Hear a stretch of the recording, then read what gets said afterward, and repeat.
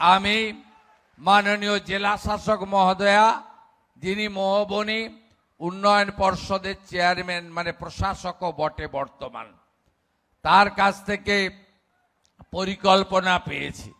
তার পৈতৃক ভিটাকে আরও সংস্কার, রিনোভেশন, এখানে একটি মিউজিয়াম, এখানে ক্ষুদিরাম বসুকে নিয়ে একটি গ্যালারি, একটি লেজার শো, আলো শো এর ব্যবস্থা, এবং এখানে যারা বাইরে থেকে আসবেন দর্শন করতে, এই পুণ্যভূমিকে, যারা এখানে আসবেন ইতিহাস লিখতে, গবেষণা করতে, স্বাধীনতা সংগ্রাম এবং জাতীয়তাবোধ সম্পর্কে জানতে, বীর বিপ্লবীর লড়াইয়ের কথা, অতীতকে চিনতে জানতে, তাদের জন্য থাকার আবাস সব মিলিয়ে একটা পূর্ণাঙ্গ ডিপিআর তৈরি হবে।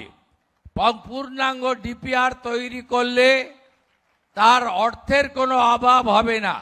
আমি প্রাথমিকভাবে 5 কোটি টাকা মহোবনী ডেভেলপমেন্ট অথরিটিকে বরাদ্দ করে গেলাম।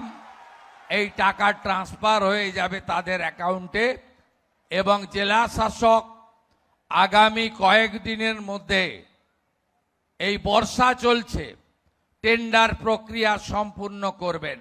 আমি চাই অক্টোবর মাসে যখন বর্ষা চলে যাবে পূর্ণোদ্যমে কাজ শুরু হবে, এবং আগামী বছর আমি যেন এখানে এসে যা যা বলে গেলাম এগুলো চোখে দেখতে পাই। এ দায়িত্বটা আমি জেলা শাসককে দিয়ে গেলাম, এবং 5 কোটি টাকা পশ্চিমবঙ্গ সরকার মহোবনী উন্নয়ন পর্ষদকে প্রাথমিকভাবে বরাদ্দ করলো।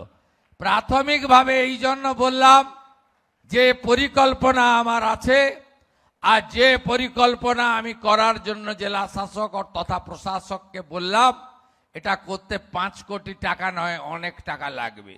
যত টাকাই লাগুক এই কাজগুলো করতে অর্থ কোনো বাধা হবে না, এটুকু আমি আপনাদের কাছে বললাম।